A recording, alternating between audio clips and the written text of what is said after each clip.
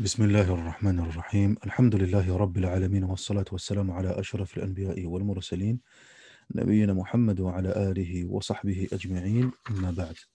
On poursuit notre lecture, Inch'Allah, tabaraka wa ta'ala, du Mukhtasar du Qadi al-Sheikh Abu Shuja' Ahmad ibn al-Hussein al-Asfahani al-Abbadani al-Shafi'i, rahmatullahi alayhi wa rahmatan wasi'a.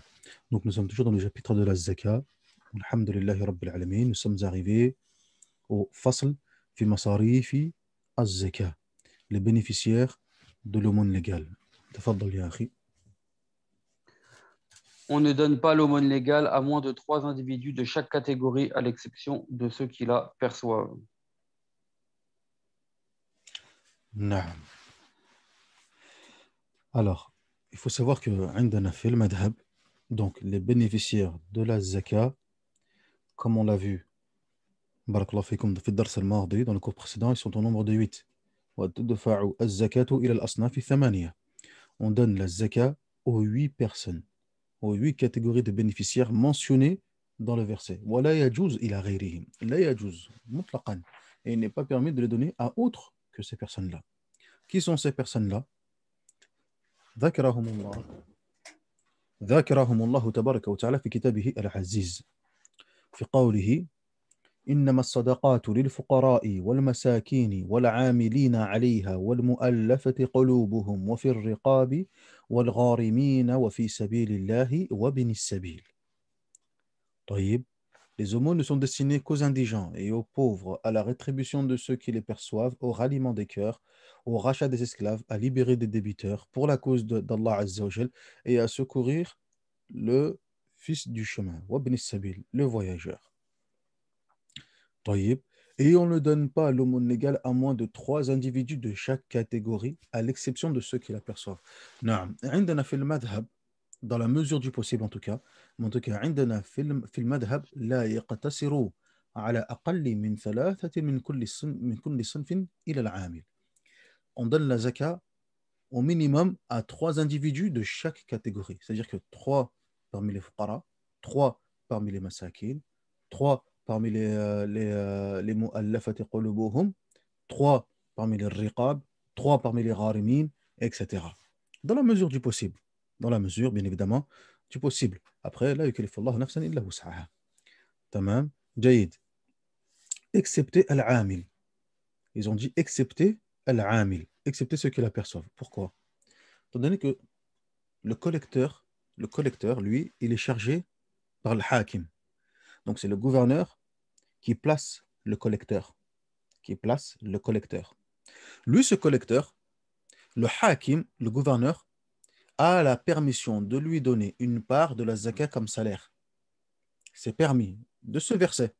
وَالْعَامِلِينَ عَلَيْهَا, ainsi que ceux qui la collectent et qui la perçoivent. Donc, le collecteur de la zakat, le gouverneur le chargé de faire le tour et de récupérer les zakawat, les différents impôts, les différents zakats, des différents contribuables, des muslimoun, mumtaz. Et à partir de là, le gouverneur peut lui donner en forme de rétribution un salaire de la zakat. Mais là, il y a un point qui est important à préciser. Un point qui est très important à préciser. C'est qu'il y a ba'd al-jama'iyat, il y a des associations, barakallahu fikum, qui se chargent de récolter la zakat. Qui se chargent de récolter la zakat. Et ensuite de la redistribuer aux nécessiteux et aux bénéficiaires. طيب.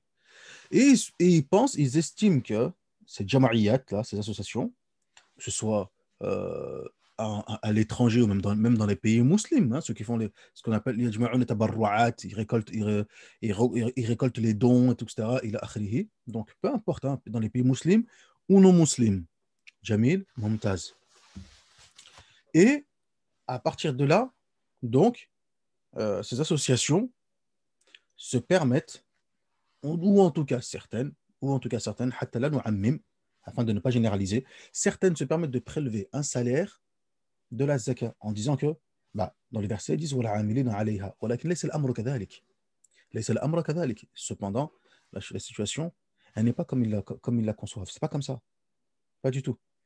Il s'agit là du collecteur qui a été placé par le hakim. En tout cas, عندنا, c'est comme ça que ça se passe. كما قال, comme l'a bien précisé parmi les contemporains, شيخنا الشيخ أحمد بن علي المقرمي الشافعي حفظه الله تعالى ووفقه. Et également Cheikh Saad ibn Mustafa Kamil al-Suwaisi حفظهم الله عز وجل. Donc ils ont insisté sur ce point et ils l'ont bien précisé que les jam'iyat, elles se contentent de faire les passerelles, les ponts entre les contribuables et les bénéficiaires.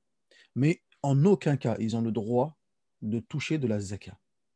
Par contre, si le collecteur a été placé par Al-Hakim, par le gouverneur, là c'est autre chose. Par contre, si le collecteur il a été placé par Al-Lajna allati tahtam bi umur al-muslimin, là c'est autre chose. Par contre, si le collecteur a été placé par, on va dire, un comité qui s'occupe et qui gère la situation des musulmans, tamam, donc une sorte de comité, de collectif qui s'occupe des affaires des musulmans. طيب.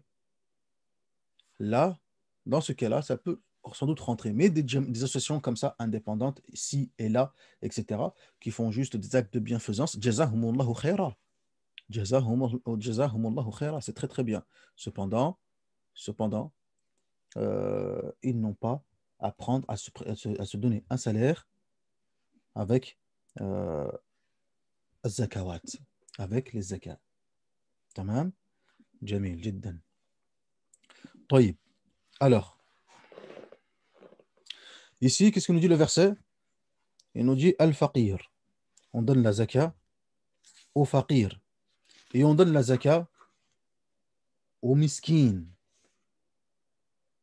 Qui est le faqir et qui est le miskin? Le pauvre, le nécessiteux, le besogneux, l'indigent, etc. Ici, il y a une différence. Ce verset nous montre qu'il y a une différence entre al-faqir, le pluriel c'est fuqara, mais son singulier c'est faqir, et le miskin. Il y a une différence entre les deux. قال ابن قاسم الغزي رحمه الله تعالى الفقير هو الذي لا مال له ولا كسب يقع موقعا من حاجته أما فقير العراية فهو من لا نقد بيده. تمام. والمسكين من قدر على مال أو كسب يقع كل منهما موقعا من كفايته ولا يكفيه كمن يحتاج إلى 10 دراهم وعنده 7. Donc, Ibn Qasim lui dit, rahimahullah ta'ala, il nous dit, Ibn Qasim al-Ghazi, rahimahullah ta'ala, il nous dit que le faqir, c'est celui qui ne possède rien. Il n'a pas de bien, tamam, et il n'a pas de quoi subvenir aussi également à ses besoins, de quoi chercher son bien. Il n'a pas de travail, la kasb, de quoi chercher son risque. Tamam. Donc ça, c'est le faqir. Et il dit, le miskin, lui, c'est celui qui a des biens, ou bien qui a un travail, ou autre, etc. Il cherche son risque. Il arrive à ramener du risque. Cependant, ce qui rapporte est en dessous de ce qu'il a véritablement besoin. Ça ne couvre pas tous ses besoins. Par exemple, il donne un exemple, il dit voilà, il a besoin de 10 dirhams et il n'en a que 7. Voilà. Il doit payer un loyer ou se nourrir avec 10 dirhams et il n'en a que 7. Donc, il a malgré tout, bihamdillah rabbil alamin, cependant, ce n'est pas suffisant. C'est ce qui fait qu'il reste toujours dans une situation très précaire. طيب. وهكذا. Après, il y a d'autres divergences sur la mas'ala, ça on verra plus en détail. داخل المذهب concernant le faqir ou le miskin, etc. Mais ça, on verra dans les durous plus approfondis, Inch'Allah, tabaraka wa ta'ala. Donc, ensuite, al-amil. Al-amil, c'est le collecteur. Al-amil, c'est le collecteur. Ceux qui l'aperçoivent. On a déjà évoqué, on a parlé, le amil, man ista'malahu al-imam ala akhdi sadaqat daf'iha li mustahaqiha. Donc, c'est celui qui a été placé, positionné par l'imam, par le gouverneur, afin de collecter les différentes aumônes des contribuables. C'est l'imam, c'est le gouverneur, l'administration, qui pose le collecteur. طيب. هذا هو. والمؤلفة قلوبهم. ومؤلفة قلوبهم. au ralliement des cœurs. Au ralliement des cœurs. Qu'est-ce que ça veut dire au ralliement des cœurs? Qui sont ces gens-là, ces personnes-là, à qui, par le biais de la zakat, on veut rallier leur cœur. On veut, entre guillemets, les acheter, entre guillemets. قال ابن قاسم رحمه الله تعالى قال والمؤلفة قلوبهم وهم أربعة أقسام. Ils sont de 4 catégories. أحدها مؤلفة المسلمين. مؤلفة المسلمين وهم من أسلم ونيته ضعيفة في الإسلام فيتألف بدفع الزكاة له فيتألف بدفع الزكاة له. Tamam. Donc, qu'est-ce qu'il nous dit? Il nous dit donc, il y a 4 catégories. La première, c'est quoi donc? C'est la personne, ce sont les musulmans qui viennent récemment d'embrasser l'islam. Qui viennent récemment d'embrasser l'islam et qui sont encore faibles dans leur foi. Faibles, daïf.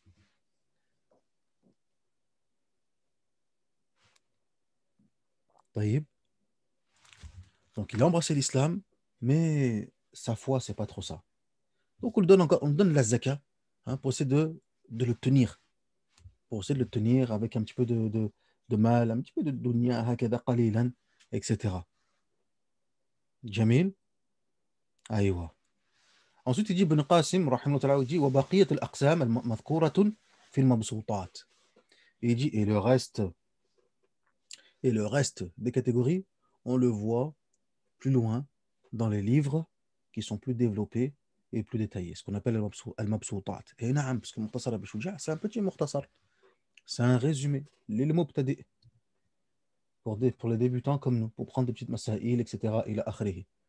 Mais nous, on est un peu trop curieux. Il a évoqué, il a dit qu'il y a 4 catégories. Il nous a mis l'eau à la bouche comme ça. Donc on aimerait bien savoir le reste de ces fameuses catégories. Min bab al-fa'ida, Inch'Allah, tabaraka wa ta'ala. Le reste de ces catégories, c'est Man aslama wa niyatuhu qawiyya, walakin lahu sharaf fi qawmihi. Yutawaqqa' bi'i'ta'ihi islam ta'ifati. Donc, la deuxième catégorie, c'est la personne qui a embrassé l'islam. Sa foi, elle est ferme, elle est qawiyya. Bihamdillah rabbil alamin. Mais cependant, c'est quelqu'un, il est noble dans sa tribu, dans sa qabila, dans son pays, dans l'endroit où il vient. C'est quelqu'un de respecté et de respectable. C'est quelqu'un de honorable. C'est quelqu'un que, lorsqu'il parle, on écoute. Donc, on va lui donner de la zakat. On va lui donner de la zakat en espérant que cette action, cet acte-là, Taïb, va inciter les gens de son peuple à embrasser l'islam. يتوقع بإعطائه إسلام طائفته. Tamam. Ça, c'est la deuxième catégorie.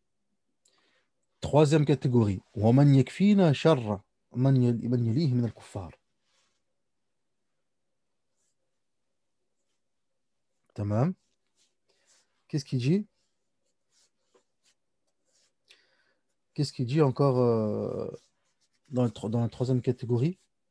Lorsqu'on veut donner, barakallahu fik, de la zaka pour se préserver, d'un mal. Pour se préserver d'un mal. Tamam. Donc, yukhaf min sharrihim. Yukhaf min sharrihim. Donc, on veut se préserver d'un mal de ces gens-là. Tayyib, fayu'ta.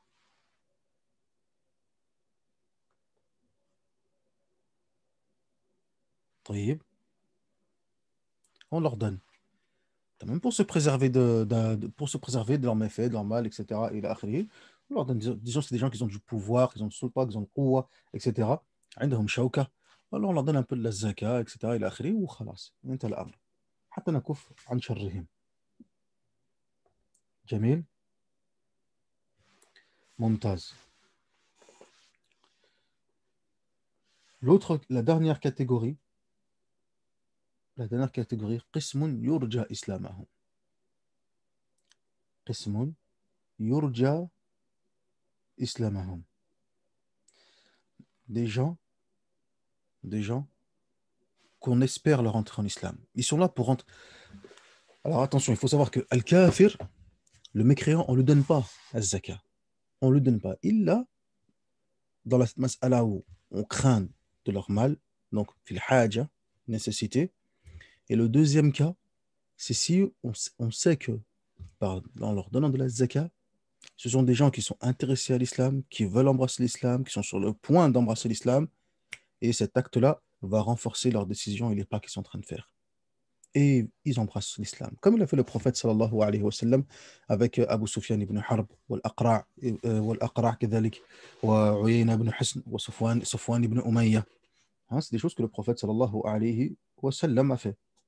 Tamam. Il leur a donné كل واحد منهم 100 من الإبل. Il leur a donné 100 ibil, 100 chameaux.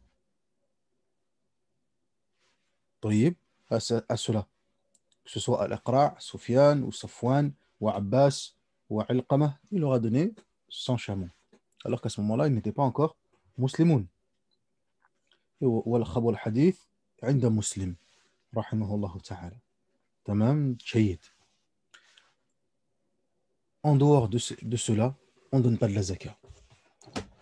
Ensuite, on poursuit. On a ensuite الرقاب. الرقاب قال الشافعي رحمه الله تعالى الرقاب هم المكاتبون. الرقاب, c'est qui donc?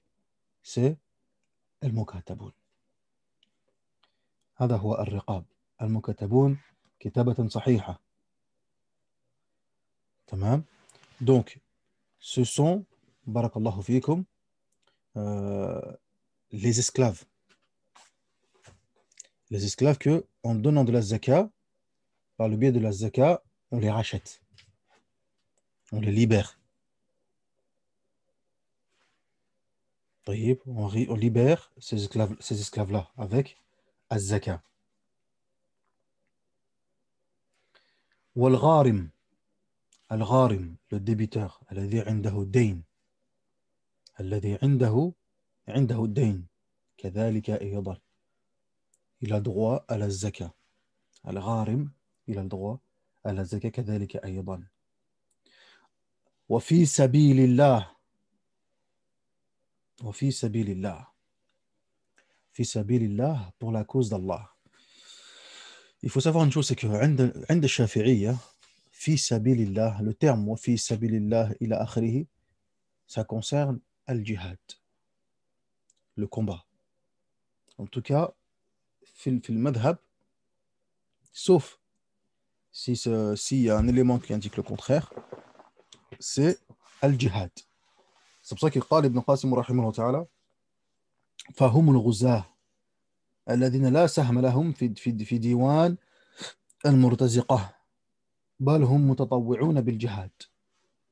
Il dit c'est pour les guerriers, les combattants, ceux qui font le jihad, ceux qui n'ont pas d'armes, etc. هذا هو. Seulement les mutaakhirun, et les mutaakhirun parmi les fuqaha al-shafi'iyya, parmi les bashayikh, notamment comme l'a mentionné Cheikh Saad ibn Mustafa Kamil al-Suwaisi حفظه الله تعالى, توسعوا. قال توسعوا المتأخرون وقالوا حتى الدعوة في سبيل الله. Il dit que ceux qui sont venus après, contemporains ou autres, etc., توسعوا, ils ont élargi le sens de fi sabilillah. Et ils ont dit حتى الدعوة, ça rentre dedans. حتى الدعوة, même la da'wa, ça rentre dedans. Cependant, عند المتقدمون, cependant, les fuqaha, eux, quand ils parlent de fi sabilillah,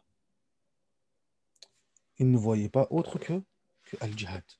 هذا هو المعروف. Ça, c'est ce qui est connu, en tout cas, في المذهب. تمام.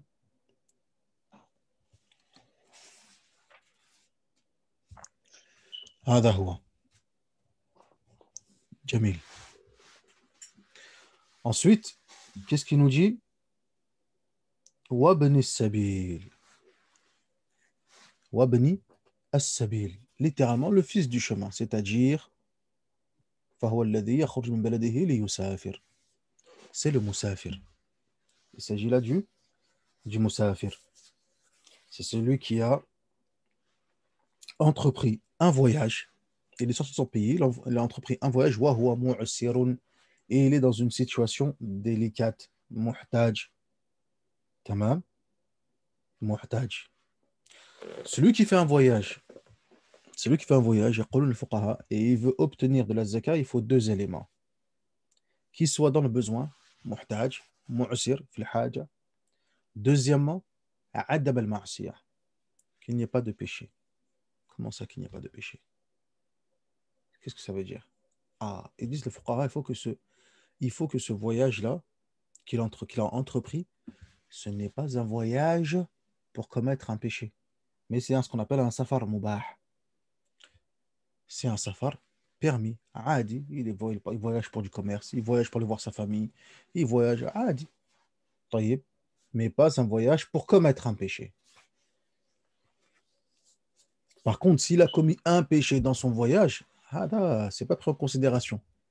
Nous, ce qu'on regarde, c'est qasd safar. C'est le but du voyage, l'objectif cherché et voulu. Tout simplement, ni plus ni moins. Après, qui commettent des péchés pendant son voyage, etc., et là, ça, tout le monde commet des péchés. ونسأل الله عز وجل أن يغفر لنا والله المستعان.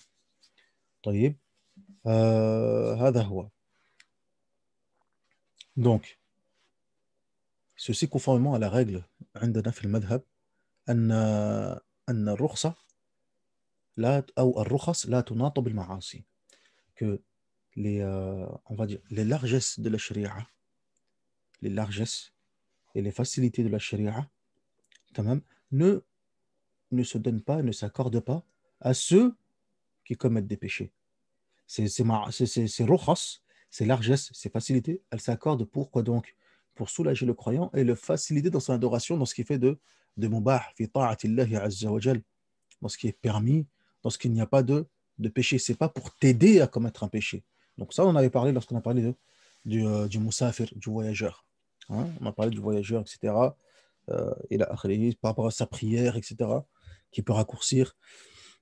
On avait parlé, on a évoqué justement que, attention, ça c'est permis certes, mais si ce dernier, barakallahu fikum, son voyage, il est pas pour commettre euh, un péché. Wallahu musta'an. طيب. تفضل يا أخي. Donc avec ça, on a mentionné donc toutes les différentes catégories selon ce que mentionne al-madhab. Walhamdulillahi rabbil alamin. Poursuis, Inch'Allah ta'ala. Jazakallah khair. Il n'est pas permis de distribuer l'aumône légale à quatre catégories d'individus, à savoir ceux qui se procurent l'indispensable parce qu'ils ont de l'argent ou un métier, ceux qui appartiennent à la famille de Hashim et d'Al-Muttalib aux non-musulmans et ceux qui doivent nourrir celui qui paie l'aumône légale si c'est au titre de pauvre et d'indigent. Afwan, tu peux répéter, Akhi? Afwan.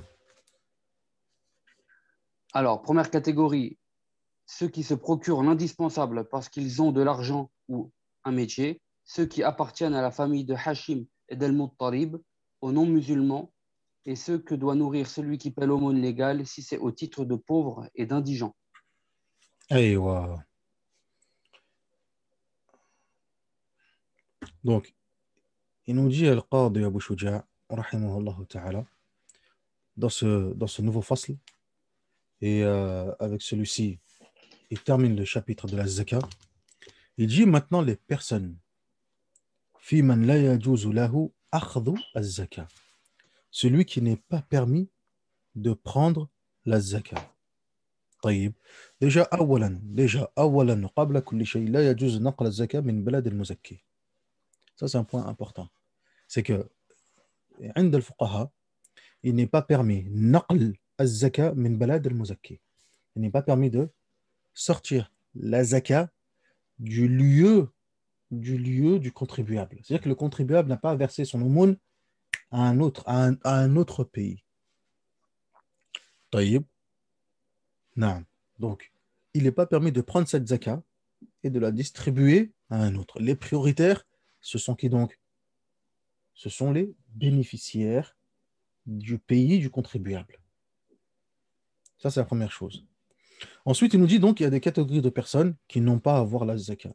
Il dit Al-Ghani. Il dit Al-Ghani, le riche. Al-Ghani, celui qui se procure l'indispensable parce que ceux qui se procurent l'indispensable parce qu'ils ont de l'argent ou un métier. Bimalin ou kasbin. Tamam. Aïwa. Donc ici, les fuqaha, ils ont divergé un peu sur cette mas'ala. Comment définit-on véritablement le rani? Al-Marawiza, comme vous savez, dans le madhab, qu'on a écouté un petit peu, qu'on a fait un petit peu les cours sur l'histoire du madhab, etc., il a créé le madhab al-Shafi'i. On sait que dans le madhab al-Shafi'i, on avait deux grandes madrasas, les Marawiza et les Baghdadiyoun, les gens euh, de Maro, de Khorasan, et les gens de Bagdad, les Irakiens, et les Iraqiyoun. Hein, et on avait expliqué d'ailleurs que de là, justement, découlait, on va dire, les divergences qu'il pouvait avoir entre l'imam al-Nawawi, rahimahullah ta'ala, et l'imam al-Rafi'i, les shaykhan. Étant donné que l'imam al-Rafi'i, Abul Qasim al-Qizwini, rahmatullahi alayh, il penchait plus sur les opinions, envers les opinions des Marawiza, et que l'imam al-Nawawi penchait plus sur les opinions des Bardadiyoun. Donc ça expliquait un petit peu les divergences qu'il pouvait avoir entre les deux. Donc, Al-Marawiza, ils nous disent que le Rani, ma yamliku qut sana fi baytihi. Ma yamliku qut sana fi baytihi. Ils disent que les Marawiza, ils disent que le riche, c'est celui qui possède ce qu'il a besoin pour un an, au minimum. Ils disent, hada, c'est un Rani. Al-Baghdadiyoun, ils disent là, ils disent, ma yamliku qut al-umr al-ghalib, 62 سنة في بيته. وهذا وجه وهو الأقوى.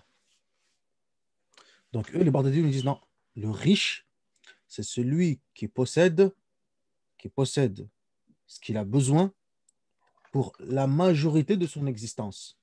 Et ils disent qu'allez, on lui donne 60 ans, une soixantaine d'années, comme ça, hakada. 62 ans à peu près, 62, 63, 60. Et pour ça, là, pour tout ça, eh ben, il a ce qu'il faut, bihamdillah. Alhamdulillah, rabbil alamin. Les Bardadiens disent ça, c'est un rani. Ça, c'est un riche. Celui qui n'est pas dans le besoin, qui sait qu'il n'est pas dans le besoin pour au moins 60 ans, etc. تقريبا ما في إشكال. هذا c'est un rani. Donc ça c'est une opinion, c'est un avis, هذا وجه. وقال شيخنا هذا هو الأقوى. Il dit que ceci est l'avis euh, le plus prépondérant. Jamil. Deuxième, deuxième, deuxième point, deuxième catégorie de personnes, al-abdu, l'esclave. Donc ici dans l'édition française, c'est pas mentionné, mais c'est à rajouter. Le Qadi Abu Shuja', il le mentionne. Ensuite, on a évoqué que précédemment, peut-être que l'auteur, euh, voilà, du point de vue du contexte ou autre, etc., peut-être qu'on peut voulu mentionner cette mas'ala. Ala kullin, al-abdu, l'esclave. L'esclave aussi, il ne bénéficie pas de la zaka. On ne lui donne pas de la zaka. Tamam. Wa banu Hashim. Wa banu Hashim, wa banu al-Muttalib. La famille du prophète sallallahu alayhi wa sallam. طيب. Donc, les banu Hashim et les banu Muttalib n'ont pas le droit à la zaka. Tamam.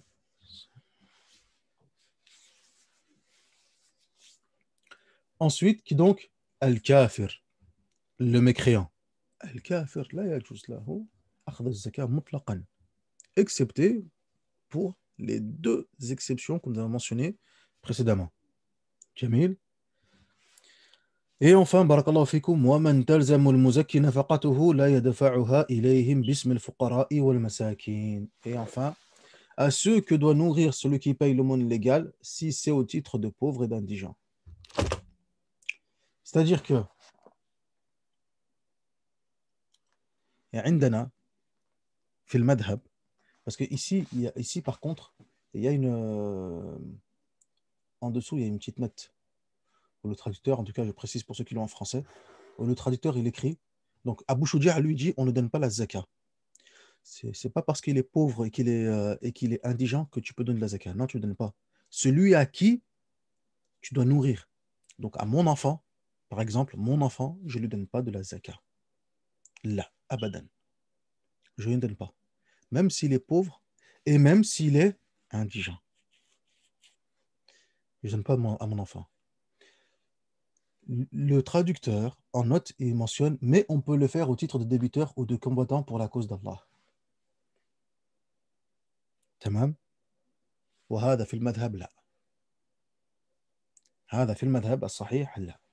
Non, on ne lui donne pas. Même en tant que débiteur, même en tant que combattant pour la cause d'Allah Azza wa Jal. Donc il a mis cette petite note, ولكن في المذهب, on ne lui donne pas. طيب. Est-ce que ça c'est dans l'absolu? Eh نعم. إلا. C'est dans l'absolu. Si ce n'est que, قالوا الفقهاء إذا كان مستقلا في كسبه وفي مسكنه وفي مسكنه إلى آخره هنا يجوز له دفع الزكاة. Si le fils, si l'enfant, il vit tout seul, il a son moyen de subsistance à lui tout seul, il a sa maison, sa résidence tout seul, et il se trouve dans une situation où il est pauvre, indigent, combattant ou autre, etc., et il rentre, يجوز له دفع الزكاة. Il est permis de donner de la zakat. Tamam? Aïwa. Aujourd'hui, tu as une fille. Cette fille, elle est mariée. Même si elle vit chez toi, même si elle vit chez toi, fi baytik, tu peux lui donner de la zakat si elle est dans le besoin. Tu peux lui donner de la zakat si elle est dans le besoin. Pourquoi? Parce que maintenant qu'elle est mariée, la talzimu alayka nafaqatuha. Maintenant qu'elle est mariée, sa nafaqa, ce que subvenir à ses besoins, n'est plus une obligation pour toi. C'est l'obligation de l'époux. C'est à la charge de l'époux, mais ce n'est plus à ta charge à toi. Donc toi, tu peux lui donner de la zakat à ce moment-là. Il y a juste laka, il t'est permis de lui donner de la zakat. طيب. Az-zawja, l'épouse, qui donne de la zakat à son époux car il est dans le besoin.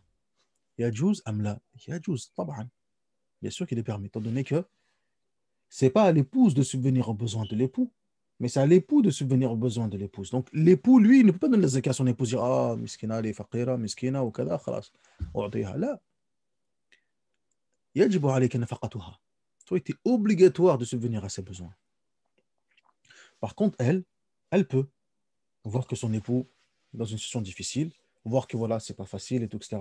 Bon, alhamdoulilah, moi j'ai un petit héritage, ou j'ai un petit truc, ou j'ai un petit ceci, cela, et ben voilà, j'ai de la zakat, je vais le donner à mon époux. Il en a besoin. Et il mérite plus, les qurb, étant donné qu'ils sont proches. Tamam. Ah, d'accord. Donc ça, c'était une mas'ala à préciser. Donc, al-usul wal-furu' on ne donne pas. Qu'est-ce que ça veut dire usul et furu'? C'est-à-dire que les liens proches à qui on doit souvenir leurs besoins, ascendant, descendant, on ne donne pas. Sauf dans le cas qu'on a mentionné. Sauf dans les cas que nous avons euh, mentionnés et évoqués, comme la fille, comme barakallahu fikum, le fils qui vit tout seul, etc., qui avec ses propres moyens de subsistance, bihamdillahi rabbil alamin, etc., ila akhiri. Hada na'am. Entre frères et sœurs, c'est tout à fait possible aussi également, etc.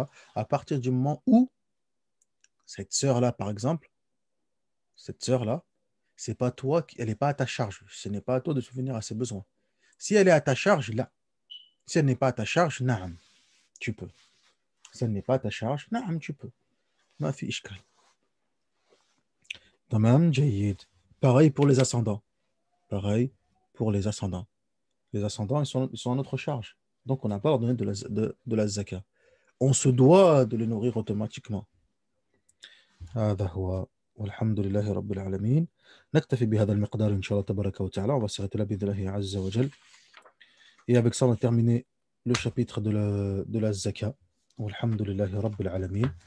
وسننتقل, on va passer à un nouveau fasl, à un nouveau chapitre qui concerne as-siyam, le jeûne. Et on va essayer d'aborder cela, on va dire, on va le retarder un petit peu. On va voir directement, Inch'Allah, tabaraka wa ta'ala, al-Hajj, pour ensuite revenir sur As-Siyam, étant donné que nous sommes proches et à l'entrée du mois de Sha'ban, pour revoir un petit peu les masaïl, les points et les sujets concernant le Siyam, etc. Et l'akhiri. Donc, on va commencer par le Hajj et ensuite revenir au Siyam pour Sha'ban, Inch'Allah, tabaraka wa ta'ala, afin qu'on puisse revoir et réviser tous ces points, tous ces masaïl avant l'entrée du mois de Ramadan, Inch'Allah, tabaraka wa ta'ala. Walhamdulillahi Rabbil Alamin. Wa sallallahu ala nabina Muhammad wa ala alihi wa sahbihi ajma'in. Subhanaka Allahumma wa bihamdik.